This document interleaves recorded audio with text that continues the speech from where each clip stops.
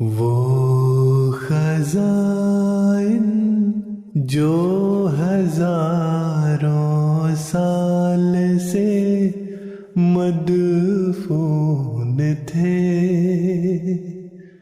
اب میں دیتا ہوں اگر کوئی ملے امیدوار، کوئی ملے امیدوار۔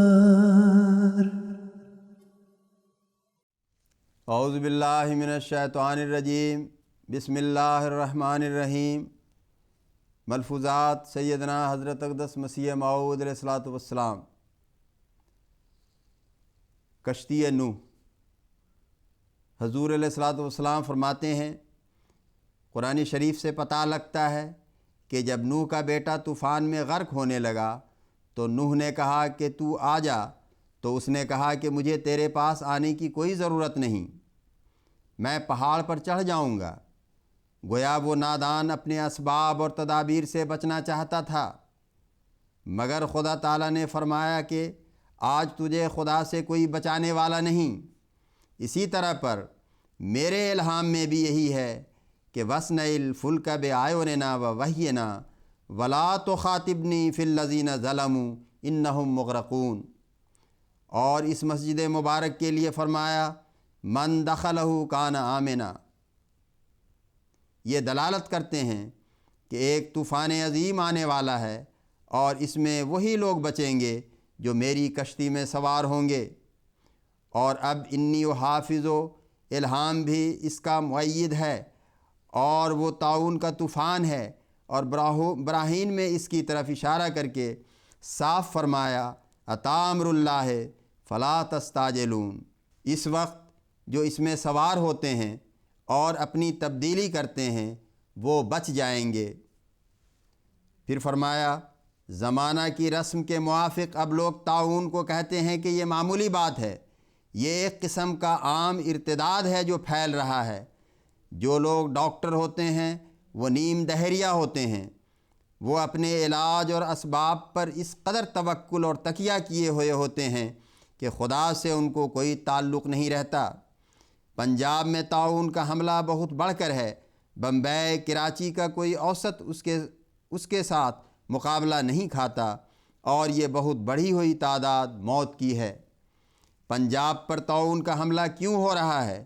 ہمارے نزدیک اس کی یہ وجہ ہے کہ خدا نے یہاں ایک سلسلہ قائم کیا ہے، تو اول المکذبین یہی لوگ ہوئے ہیں، اور انہوں نے ہی کفر کے فتوے دیے ہیں۔ بعض آدمیوں نے کہا کہ یہ طاعون گویا ہماری شامت اعمال کا نتیجہ ہے، یہ آواز کوئی نئی آواز نہیں۔ حضرت موسیٰ علیہ السلام کو بھی کہا گیا تھا یطیروا بموسیٰ، مگر مجھے یہ تعجب ہے کہ یہ لوگ طاعون کو ہماری شامت اعمال کا نتیجہ بتاتے ہیں، لیکن مبتلا خود ہوتے ہیں۔ حالانکہ اگر ہماری شامت اعمال تھی تو چاہیے تھا کہ طاعون کی خبر تم کو دی جاتی، مگر یہ کیا ہوا کہ خبر بھی ہم کو دی گئی اور موتیں تم میں ہوتی ہیں۔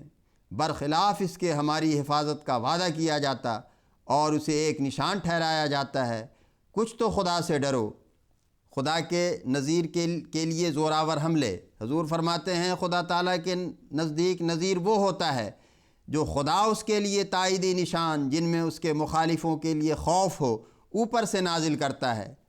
لکھا ہے کہ خدا اسے قبول کرے گا اور بڑے زوراور حملوں سے اس کی سچائی ظاہر کر دے گا۔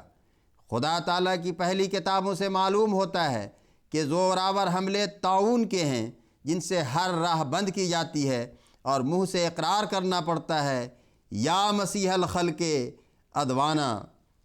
ندوہ کے متعلق ذکر تھا، اس پر حضرت السلام نے فرمایا اصل یہ ہے کہ متقی کے لیے تو بولنے کی جگہ نہیں ہے، ہم نے جو کچھ لکھا ہے وہ اس لیے لکھا ہے کہ واللہ مخرج ما کنتم تکتمون۔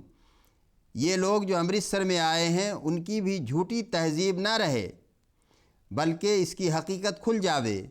یاد رکھو مداہنہ سے حق نہیں پھیلتا بلکہ رہی صحیح برکت بھی جاتی رہتی ہے۔ اگر کوئی شخص ڈر کر کہ یہ علماء کی جماعت ہے ان کے ساتھ ہو جاوے، ہم کو اس کی پرواہ نہیں۔ جن لوگوں کے لیے سعادت مقدر ہے ان کا حرج نہیں، خدا تعالیٰ ان کا آپ محافظ ہے، اور یہ ہمیشہ ہوتا آیا ہے کہ بعض خبیث فطرت مرتد ہو جاتے ہیں۔ حضرت صلی اللہ علیہ وسلم کے وقت میں بھی اور مسیح کے وقت میں بھی مرتد ہوئے۔ احمق نہیں جانتے کہ ہماری طرف سے بات ہوتی تو یہ شوکت کب رہتی۔ طاعون ہی کے ذریعہ سے 10,000 کے قریب لوگ اس سلسلہ میں داخل ہو چکے ہیں۔ اگر یہ سلسلہ خدا کی طرف سے نہ ہوتا تو وہ خود اس سلسلہ کو ہلاک کر دیتا۔ آخری ہیلے ان لوگوں کے رشتوں ناتوں اور جنازوں کے متعلق ہوتے ہیں۔ مکہ والوں نے بھی کیے تھے، مگر جیسے وہاں پہلے ہی سے فیصلہ ہو چکا تھا کہ ان سے الگ ہیں، ویسے ہی یہاں بھی جہاں حضرت صلی اللہ علیہ وسلم کے خلاف مشورہ کیا گیا تھا، اس کا نام دار الندوہ تھا۔ وہ بھی آخری ہیلہ تھا اور یہ بھی آخری ہیلہ ہے۔ امرتسر مکہ کی طرح ہو رہا ہے، گندے اشتہار وہاں ہی سے شائع ہوتے ہیں۔ ابو جہل کے اخوان و انصار وہاں موجود ہیں، اور دار الندوہ کی کمی تھی، وہ بھی آ گیا۔ اللہم صلی علی محمد و آل محمد و بارک وسلم انک حمید مجید۔